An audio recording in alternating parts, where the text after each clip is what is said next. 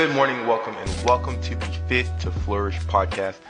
Let's talk wellness, finance, and growth. Goal. No, I'm just playing. It's about to get messy, though. It's about to get messy this week. That's why I got the messy jersey on right now. But the stock markets are about to get messy this week, okay? So currently, we are in this period of somewhat stagflation, okay? So economic factors are showing that the economy is slowing. Spending is slowing, almost in this recessionary area, okay? So I wanted to show you guys a couple stocks that I'm watching this week, why I'm watching them, and then talk about the markets and where we are headed, okay? So let's get right into it. So number one, the first thing that I always mention is that I kind of want to, I watch NVIDIA and I watch Bitcoin because they're really the thermometers for the market. Most money is, in this day and age, we're in this hype stock day and age where everything's about hype and what can make the most money fast. And right now, a lot of people are putting money in NVIDIA and in Bitcoin. But as you notice, NVIDIA has been on this downturn. Okay, it's been on this huge downturn. We keep putting in these lower lows. So we came from a low here, we moved up, put in this lower low, then we put in a lower high here. And now, based on this trend, we should be putting in a lower low. We're actually following a pretty nice downtrend channel here. On the larger time frame there. So if you kind of take a look here, boom and a boom, grab this parallel channel, boom. It's a pretty nice parallel channel here. Whoops, let me back that out. And then bring this kind of across a little bit. We're in this pretty nice parallel channel. And this should take us all the way down to about 105 to about 95. To that $95 area here, okay? So we'll see how that kind of plays out. But yeah, based on this trajectory, actually it should take us to 102. So based on this trajectory, it should take us to about the 102 to $100 psychological area. But yeah, so NVIDIA is falling. Bitcoin is also falling. So Bitcoin breaking down below this $83,841 level and rejecting. We also got a 920 crossover to the downside, and that also kind of looks like we just kind of formed somewhat of a bear flag, and we're breaking down from that flag as well. Okay, so no bueno right now, no bueno. So then we're just we're putting in lower lows, lower highs, lower lows. We just keep going lower. Okay, the volume RSI, which is my momentum indicator, is showing that there's not a lot of up volume as well. There's a lot of down volume, so a lot of selling here, a lot of selling pressure. Okay, so those two things are telling me, okay, the market's probably still not done coming down. We probably can see new lows, okay? And this can, like most things, this can change at pretty much any time. So we could see Monday, all of a sudden, stocks turn back around, make an attempt at back to the upside one more time. But likely we're going to see lower lows this week, and this week is pretty volatile. We'll see in a minute. So the first stock that I'm kind of paying attention to for a potential downside move is going to be APP, and the reason that I'm looking at APP is because there's a lot of downside order imbalance. So we created this gap from earnings back in November that went all the way up from 174.80 all the way to 229.69. Okay, so if there's currently two short reports that were out on APP showing like bad practices, et cetera, et cetera. So if we get below the 200 moving average, which is right around 247.13, if we get below that, we'll likely see 229, and we get below 229, there's no volume here, so that 229 is going to take us straight to 174.80. So I'm looking at APP for potential continuation move to the downside, but right now there is a lot of order imbalance up, so we could potentially see a move up, but APP is definitely on watch for the downside move. Another one that's on watch for downside move is Lilly. Lilly keeps putting in these lower highs. We're below the 9MA and the 20MA on the daily time frame. Now I'm looking to see if we hold this 200 moving average. If we break below, then below 814.29 we'll see the $800 psychological level, and then below that 779. So a lot of downside order imbalance on Lilly as well, which is why I'm watching Lilly. Okay, and then last but not least, Tesla. So I want to show Tesla on the 2-hour time frame. I'm gonna make this pretty big here too. All right, so showing Tesla on the 2-hour time frame. So if you look at Tesla, the volume RSI is coming down pretty strong, so a lot of downside volume. We created what's called a double top double top here with a neckline, so we should get that break below and get a pretty good continuation below 261.85.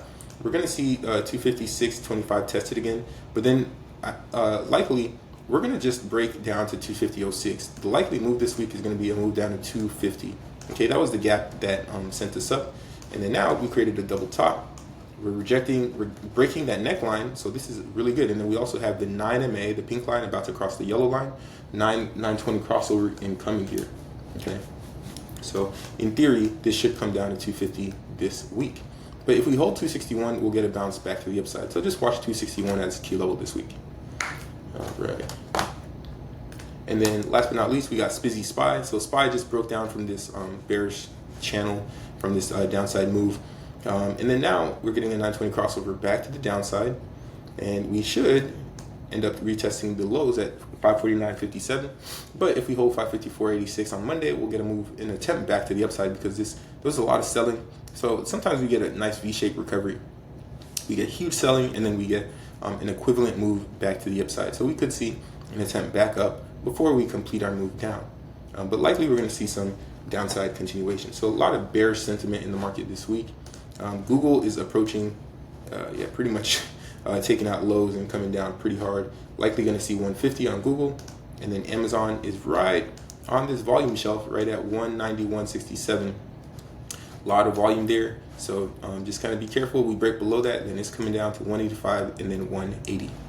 Right? But if we hold, we're going to make an attempt back to 195, which there's a lot of resistance there, and then even more resistance at that $200 psychological level. So with that being said, just wanted to show those couple stocks and then talk a little bit about some of the things we talked about in our stocks and coffee session this morning. So we always start with the quote. That quote is, to be successful, you just do what the failures won't do. Destroy the old you, be disciplined, visualize greatness, and move in certainty. Neville Goddard says that an assumption, if persisted in, will harden into fact. The only time that exists is now. So focus on right now and what you can do right now to feel as if you're already there, and to emanate that greatness within you and show that greatness. All right. We're also doing a 3-day free trial in the Discord. So if you want to join, link in the bio. And then I did mention that some of our great play calls this week, we had pretty big plays every week. NVIDIA puts, SPY puts, APP puts, and then Amazon puts. So a lot of puts that go pretty crazy. Okay, and then we're also doing a $500 growth account. I'm documenting it here on YouTube, so you can see our gains from this week. And a lot of people in the Discord have been making pretty good gains there as well. All right, we're also going to be doing a yacht mastermind, and it's free. It's free. This is not one of the we're not a Discord that's trying to make money off of anybody. We just like to be around good people and grow with good people. All right, and then in terms of earnings this week. This past week, we had Dollar Tree. Dollar Tree had a 39% miss on revenue. That's 3 Billie Jeans down. Okay, so they went down $3 billion. But guess what? They had a divestment. They're selling Family Dollar, which caused the stock to run 9%. Okay, and it's still running. Okay, so they're expected to make $804 million. So they're selling it for $1.01 billion. Expected to make $804 million off of this sale. So they're going to free up a lot of cash here. Okay, so analysts gave them a lot of price target upgrades. And then Lulu, so Lulu had a beat on EPS and revenue, and it tanked though. It tanked 15%. So what's going on? So sales are rising much slower than expected year over year, right? And then economic and price factors are making people less likely to spend money. Okay, so this is like discretionary spending, going to a clothing store, buying some spandex clothing. So they're getting less foot traffic. Okay, and then they also had poor forward guidance. What's going on with GameStop though?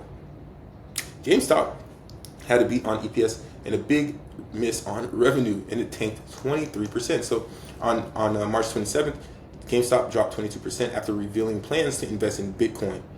So triggering a surge in short selling and activating a short sale restriction on the stock exchange. This is important because they're trying to be like MSTR. MSTR was buying a ton of Bitcoin earlier on, and actually made a pretty good profit on it. It's a risky play, but it was pretty profitable for MSTR. Not sure it's going to be profitable for GameStop here because it's a little late. They're a little late to the ball game.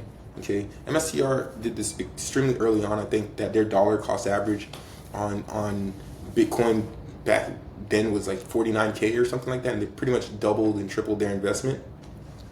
Where GameStop is getting in at a point where Bitcoin is kind of selling off and overhyped, overbought. Okay, and then jobless claims came slightly better than expected. PCE came hotter than expected, so not good. These economic data points are still showing signs of stagflation, aka inflation as well. CoreWeave this week had an IPO on Friday. IPO'd at $40 per share, and they raised $1.5 billion. Okay, keep in mind QQQ and SPY are hitting correction territory. IWM has the death cross, as well as a lot of other stocks showing the death cross as well. Okay, and then year-to-date performances. Boom, that's the year-to-date performances right there. So the S&P 500 down 5%, NASDAQ down 10%, correction territory on the year, 2% on the Dow, and then the only thing up here is gold. Okay, gold is the only thing booming and a zooming. So I like to show this meme here. 2023, we're up, everyone's happy. 2024, we're up, everyone's happy. 2025, we're down, we turn into John Wick.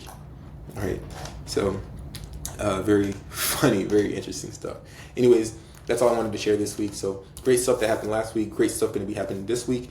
And also, actually, I forgot to mention what's upcoming this week. So the major things to pay attention to upcoming this week is going to be Friday. We have unemployment on Friday, and Jerome Powell is speaking on Friday as well. So unemployment rate 8:30 a.m. and then Jerome Powell speaks at 11:25 Eastern Standard Time on Friday. Thursday, actually, we have jobless claims, and then Wednesday we have ADP employment at 8:15. So all of these are pretty much before the market open, except for Jerome Powell speaking 2 hours after the market opens on Friday. And then keep in mind that tariffs are going to start taking place April 2nd is when when tariffs start. So let's see how the markets start to react running up into that event, and then into the activation of tariffs. Again, the Trump administration is not too concerned about the stock market. They're more concerned about fixing the economy in general and bonds. Okay, so it's your boy, Mr. Fit to Flourish, and I'm out.